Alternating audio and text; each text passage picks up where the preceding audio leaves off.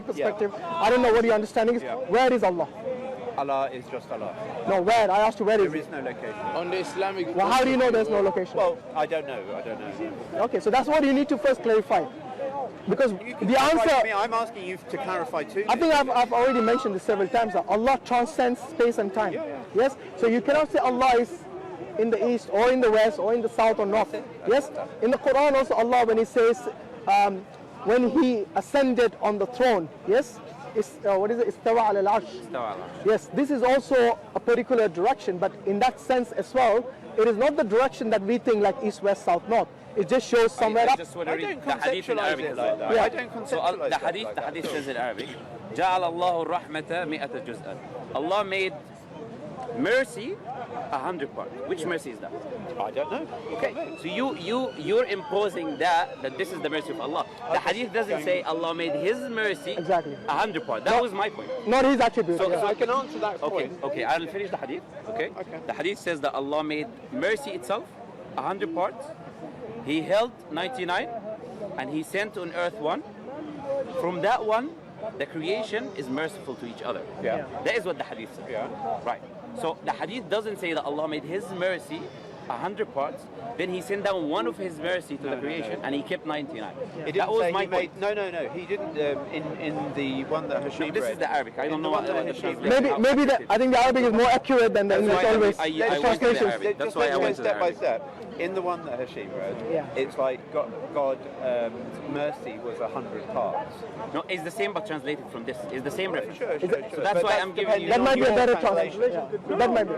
Okay, 100%. But it's look, translation. Your translation. Okay, maybe the one I read wasn't very good translation. Maybe he's better translation. Muhammad Ali's translations, I can't really go by. I'm an native Arabic speaker. So I can translate to you what Barbod now. No, you can't. You don't. Why can't he? That means you don't want that. Why can't he? Because I trust. No, sorry. Go ahead. Actually, translation is always very difficult, as you've had lots of discussions. Sure, that's why I don't need it. I Exactly. speak the native language. Well, even if you speak Arabic? No, even when I'm speaking English to someone who's also a native English speaker, they're going to have different interpretations of certain words. Like location and space. I'm not putting interpretation at all. But what we can do is that we've got one in Hashim's own reference, and that's I have to go with that today. Wow, because he agrees with me. Because it's not mine. Because we agree with you know, earlier you said... Yeah, just Hashim, so you're saying it does agree with you? Earlier... It does agree with me. Well, if you want to believe it, that's fine. But we want to establish the truth, and none of the scholars, from what I know, is that believe that any of the attributes of Allah can be given to a human, to any of the creation. Definitely, yeah. And this is something which is none of the attributes of Allah. So Allah's attributes are only with Him. Okay, it cannot be shared with the creation. Yes, everything. His attributes are unique and only applies to Allah Himself. In no one else. Hashim's hadith, it doesn't say Allah made His mercy 100 parts. So still, it doesn't agree with your narrative. No. Look, you have to say His mercy. I think we probably go around in circles. But I think as long as you understand the main crux of the matter, that the mercy of Allah supersedes everyone. No, but that's not the main crux of my argument. The main crux of the hadith, I'm saying. No, for instance. The main crux of the hadith. Okay, another issue is this. But before you go down to the issue, I want to ask you a question. It's the same theme, but it's the same theme, Okay, so it's not I want to ask you on your belief Sure. a particular question, which is quite important. I'm happy for that, that's no problem. But the same with Allah is all powerful. Yeah? Yeah, what about it? But there's the power of my iPhone, the power of the sun. Yeah. So the creation has its own... So he's created from infinite power, he's additionally created power in the creation. No, what you're doing is, once again, you're not differentiating between the creator and the creation. So all the attributes apply only to the creator, Allah, only. Okay? Whenever Allah gives power to His creation, or even the soul, the spirit that we have is a creation of Allah. Any copy of still? No, I gave it away. Yeah. We have so what I'm saying is that everything that the humans possess as their characteristics, they're all created.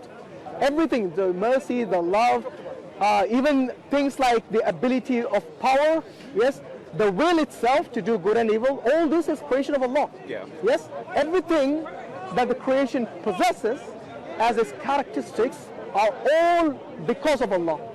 But none of it is of Allah. Do you see the difference between the creator and the creation? Well, that's I think that's what you're saying, but what I'm arguing... When Allah creates power for the creation, then it's meant for the creation. It is not meant to be applied to Allah Himself. In the same way as you've got the Kalam cosmological argument. Yeah, what about it? It kind of argues around the kind of the contingency of things that follow. Because the Kalam cosmological argument is quite simple. Anything that begins to exist, yes, must have a cause. In a simple one-line definition of the Kalam cosmological argument is that Allah did not begin to exist, but the creation began to exist. And that's the reason I'm saying it has a cause. And that cause is Allah subhanahu wa ta'ala. And His ability and His power to create is what created all this. But what is the way that the cosmological argument argued that? About contingency. Yeah, it's contingency. So Allah is not contingent.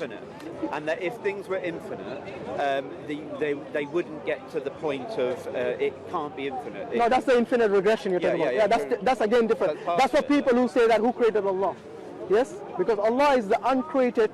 Yes, He's the first cause and the uncreated being. That means that it doesn't apply, the infinite regression doesn't apply to Him. Yes, because if everything had a creator, yes, then you would never have a creator or the creation. If you understand infinite regression. Because of infinite regression. Exactly. So because of infinity and that kind of aspect of absoluteness. No, but the infinite regression, that shows the fallacy of applying, does everything should have a creation? So should have a creator, should have a cause? There has to be a point where this cause stops and it's no longer dependent or contingent on anyone else. So He is now necessary. But the necessary being... What's the argument as to why that has to happen? It's like you need to have a necessary, cause to bring everything else into existence. And this necessary cause is Allah. And then it couldn't everything else is contingent. And then it couldn't just go infinitely. No, it couldn't. Because then you would have the infinite regression fallacy. Exactly, and that's why I'm using that same fallacy argument as that if you have an absolute being of Allah, that He can't... He can't what? He can't make something outside of Himself and put a boundary around Himself, around this universe, this world, that then He is not in. And my argument would be the opposing argument is that He is absolutely, or God is absolutely everywhere in everything. Yeah, but that's what you're doing. You're trying to juxtapose your worldview. Yeah, you are, because you're a pantheist. So you're saying... you're saying that everything is God. Is it right? Yeah. Everything is God. That's not our view. That's your view. Okay. So now because that is not our view, you need to separate the creation from the creator, which is our view. The creator is a necessary... he's a necessary first cause or the uncreated cause. Yes, the necessary being, not contingent being. You see what I mean? The creation is the contingent upon the creator. Now, neither is also the space which He created. It's not something that you use the terms within and outside. That doesn't apply in this case. Well, because why not? I'll tell you why not. Because your worldview, in which God is everything, that is not our worldview. If God is everything, so every atom in the universe, yes, is God basically for you, right? Every atom is God. And the space that it's in. Well, obviously you have an atom anywhere. Where there's no atom is also... Okay, let's say every space in the universe, okay? Yeah. Every single point of reference in the entire existence is God. Yeah. Yes? So whether it's, something very clean or something very dirty, all right? Even that can be, according to you, something that is part of the universe and part of God. Yeah. Hence, but for us, that's not the case. We separate. Have you ever met a dirty molecule? A dirty molecule? Well, I think what you poop in the toilet is pretty dirty. Do you think I think it's more than a molecule, if you ask me. Do you think the molecule of poop and the molecule of cake are different in their dirtiness? Which one do you prefer to eat? They're just molecules. Which one would you prefer to eat? No, but which one would you prefer to eat? So would your judgment to make a... No, but which one would you eat and which one would you not eat? I'm on a diet. God eating God. I think that speaks volumes. That was a joke. I know, but I know you're not very good with those. No, I know it's a joke, but he went against you. You're the joker. I know. That was called self-deprecating. Okay. No, but the thing is this: we do identify. It's something you could learn. Yeah, we do identify things which are not clean and the things which are clean. And that's where hygiene comes in. Okay? No, so everything... unfortunately, your mind, in the same way as you argue for my mind, your mind is going into judgments of dirty and clean. I am a human being that understands the difference between... You use the same judgment as me. You use the same judgment. No, but John, you would never consume poop. No, I know. Why is that? So if I'm it's the saying same is, equal hygiene as say water, pure water, why would you not consume? I'm saying the difference between a molecule. Why using a molecule only? Well, that's a better question than saying, do I want to eat shit? Okay, let me rephrase this. Imagine this: if you knew there was a molecule of poop inside a pure glass of water, would you drink it? Yeah, absolutely. You would drink it, even though you knew it. And you know what? Wait, even though you knew it. Drinking it, because every bit of water we drink has got a molecule of poop. But sometimes ignorance is bliss. Maybe that says more about you, Hashim. No, it doesn't, because I don't believe the Thames water has got poop in it. Oh my God, really? Maybe, and you should. And by the way, you shouldn't be drinking that. You should be drinking bottled water. You think you should be drinking bottled water. Do you think bottled water? You don't think that the water you drink from the tap's got any poop in it? No, I'm saying the bottled water. Do you drink water from the tap? If I don't have bottled water and do you cook in it, or do you cook from bottled water? Anyway, are you saying there is no difference because they're all molecules? Yeah. So would you eat a molecule of a stone? Yes. Alone? Yes. Okay. Come, we're gonna bring. No. If you could get a molecule of a stone, I'd be very Mohammed, you know what he has done here? You know why he used example? Especially on a Sunday. You know, all of them. Get me a molecule. Get me a molecule. Brother, wait. Do you know why he used the example of the molecule? Because it's so minute that it will make a difference. I know. But would you, wait. In a pantheistic worldview, it's not just the molecule which is God, or which is supposed to be everything, isn't it? pure. Yeah. So if I give you the whole poop, yes, would you eat that? No. Why we use I know why we use molecule. Because that is something you can ignore, but the whole poop you wouldn't. No, it's the fundamental particles. But you wouldn't. The same fundamental particle makes up that big piece of poop as well. How do you make that distinction? You see what I mean? No, I think you're getting a bit lost. I'm not. I think I'm being consistent here. Your kind of viewpoint on this, and correct me if I'm wrong on this, is that you think actually a pantheistic or everything being kind of God can't be right because there is things that are unclean and not unclean. No, not only that. No, but that was what you started. That is one of the examples, yes. Thank you. One of the examples. One thing at a time. So that was, and why I said molecule is because to God, everything's molecules anyway, isn't it? You know. What do you mean everything? No. Well, God understands. How do you know God cannot create something that is non-material as well? Do you think spirits are material? No. But answer my question. No, what I'm saying is spirit? This world is. Well, even this world, your consciousness, is that spirit? Is that physical or metaphysical? We can come to that if you want, but the point is... I've come to that because you're the one who brought up this point. The point is, your assertion doesn't work. To an omniscient being, is just... Your assertion that to God everything is molecule is completely false. Just energy. No, that's not true at all. I don't think everything in the... energy? What's not energy? Your consciousness. How do you know? How do you know what is your consciousness? How do you know what is not energy? Because you are making an assertion that it is energy, so prove it to me. I haven't got my lab. You don't need a lab to see something that is metaphysical.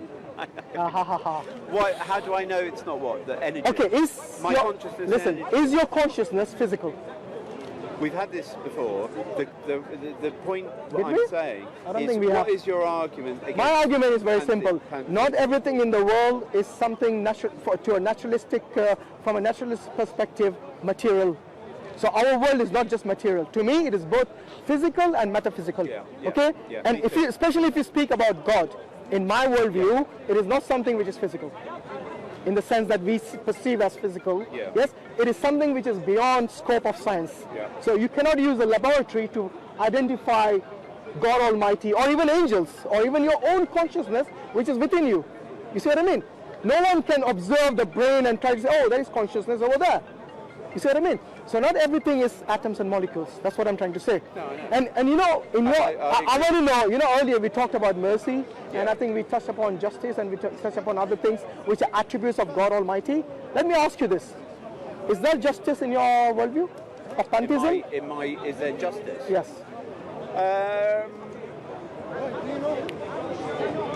there's concepts of justice within society.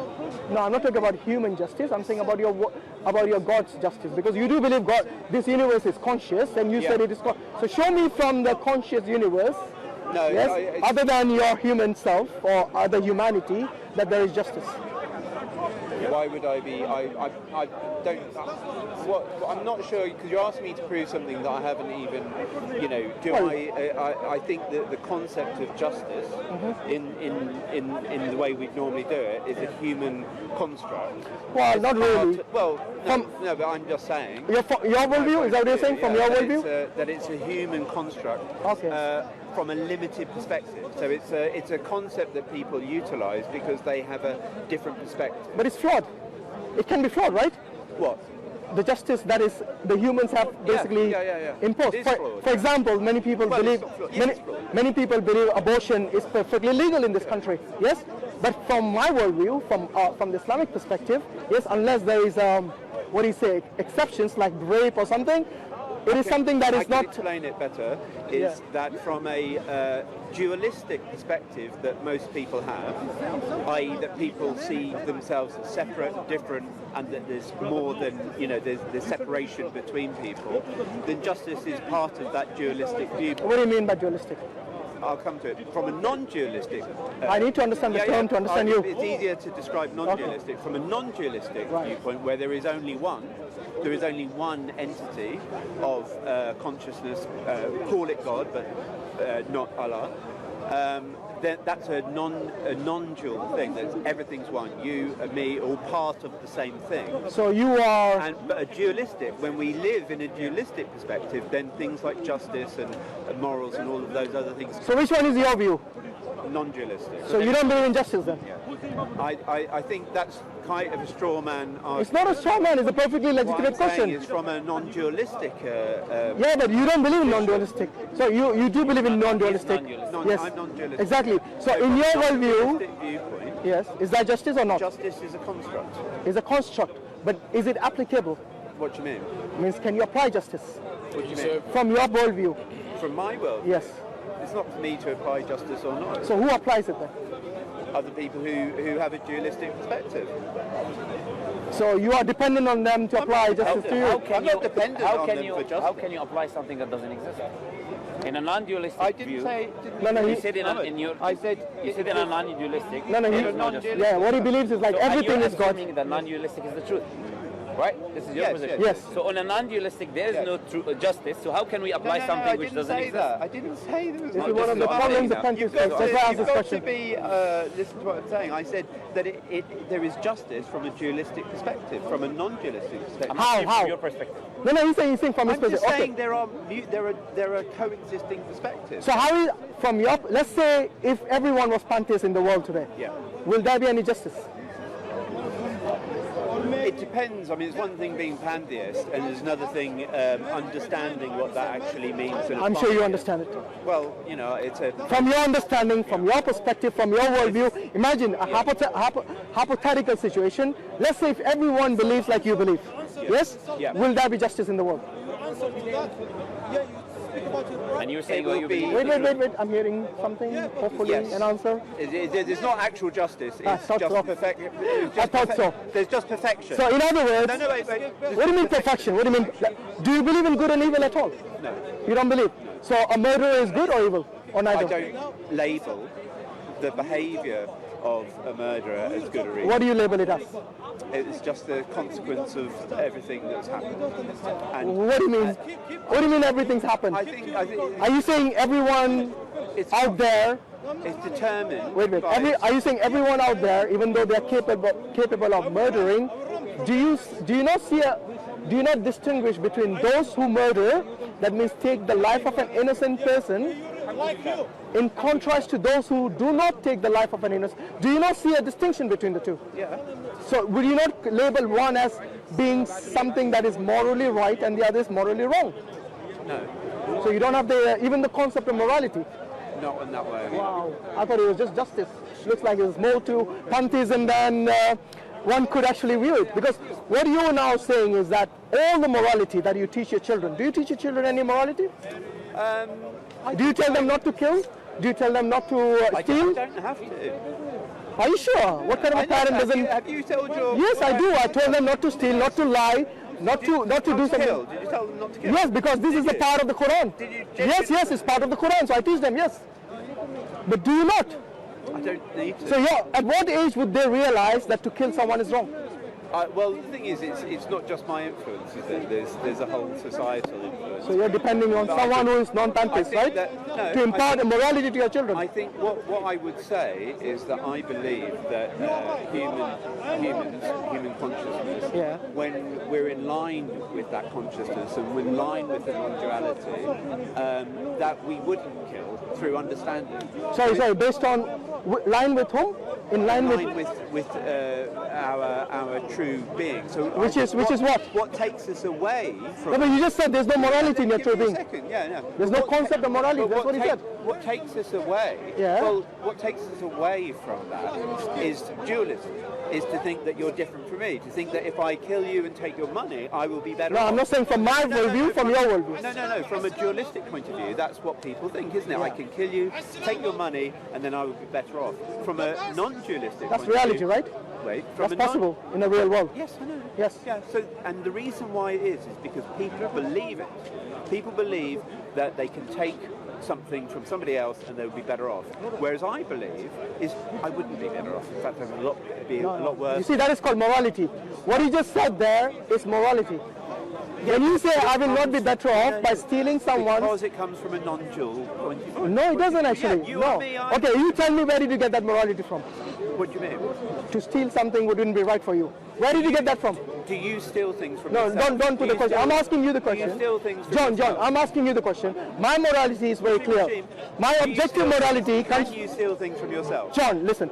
My objective morality comes from the Quran and from the Sunnah. So I have a basis from where I draw my morality from. What is your fundamental source of what you would consider? Actually, you already gave us the answer. You said you don't have the concept of morality. Yeah. Yes, but just now what you described was actually morality. Right, morality, yes. I understood that, and that's why I asked you the question, can you steal from yourself? That's okay. Can I steal from myself? It depends what you mean by that. If I'm being dishonest to myself, I believe that is stealing from myself. Can you give me an example of stealing from yourself? By being dishonest with myself. For example, if I was doing something and I know that is wrong, but I'm still in denial and doing that, then I'm the only one to be blamed for that. You don't need Allah or a book or a scripture to tell you that. No, I do need for most of the listen. For most of the morality that is out there, at one point people thought that it was wrong. Yes, but later on they said it is right. I gave you the example of abortion. Yes, people before thought it was completely wrong to kill the children in the womb, but now it's perfectly legitimate and legal. I don't know what your worldview is, but I consider abortion. Assalamu alaikum, brothers and sisters. Hope this video was helpful for you. This may help others too, so please consider sharing, and we will bring more videos in the future, inshallah. So consider subscribing and you won't miss any. Jazakallahu khairan.